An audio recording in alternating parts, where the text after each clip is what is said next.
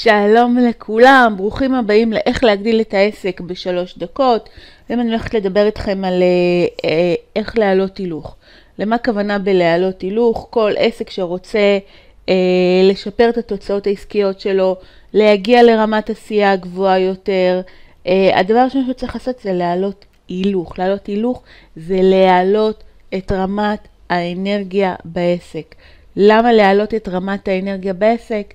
זה מאוד מאוד פשוט. כמה שיש יותר אנרגיה, יש יותר שמחה, יותר התלהבות, יותר תשוקה, יותר רצון לעשות, יש יותר עשייה. כשיש יותר עשייה, יש יותר הזדמנויות, יש יותר עסקאות שנזכרות, יותר שיתופי פעולה, יותר פעילויות שמקדמות את העסק.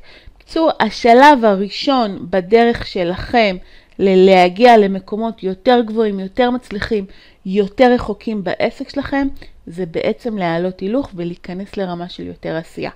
אז בואו נדבר רגע למה אנחנו לפעמים יורדים ברמות האנרגיה, יורדים ברמות העשייה. למה לפעמים יש מין שקט כזה בעסק שמרגישים פחות מוטיבציה ופחות רצון. זה פשוט, אני בטח לא אפתיע אתכם, אני אספר לכם שאנחנו כבני אדם, אנחנו יצורים מאוד מאוד ביקורתיים, כלפי אחרים, אבל בעיקר כלפי עצמנו. דמיינו לעצמכם איזשהו ילד חמוד ומתוק, שאתם מדברים איתו, ואתם כל הזמן אומרים לו, תקשיב, אתה לא טוב, אתה רע, אתה טיפש, אתה לא חכם, למה לא עשית, אתה עצלן, אתה לא יודע מה אתה עושה. הרי ברור מאליו שילד כזה לא יגדל להיות הצלחה גדולה בחייו. כך גם אנחנו המבוגרים, אנחנו נוטים לתת לעצמנו הרבה מאוד ביקורת.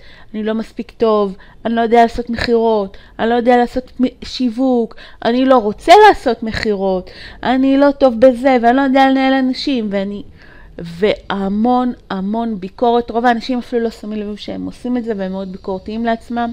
אבל אם אתם באנרגיות נמוכות ולא בעשייה, תבדקו את עצמכם ותראו שאתם נותנים לעצמכם הרבה יותר מדי ביקורת. מה הדרך לצאת מזה? לעבור מרמה של ביקורת לפרגון, להתחיל ולראות את הדברים הטובים והחיוביים שאתם עושים. עשיתם היום פעולת שיווק, תנו לעצמכם פרגון. סגרתם עסקה לעצמכם פרגון. עשיתם שיחת מחירה ונלחמתם על הלקוח, תנו לעצמכם פרגון. נתתם מילה טובה לעובד שלכם, עודדתם אותו, עשיתם כל פעולה שמקדמת אתכם ואת העסק, גם אם היא לא פעולה גדולה, תנו לעצמכם פרגון. הבטחה שלי, תנו לעצמכם 5 פרגונים ביום. תוך שבוע רמות האנרגיות שלכם יקפצו ברמות אדירות.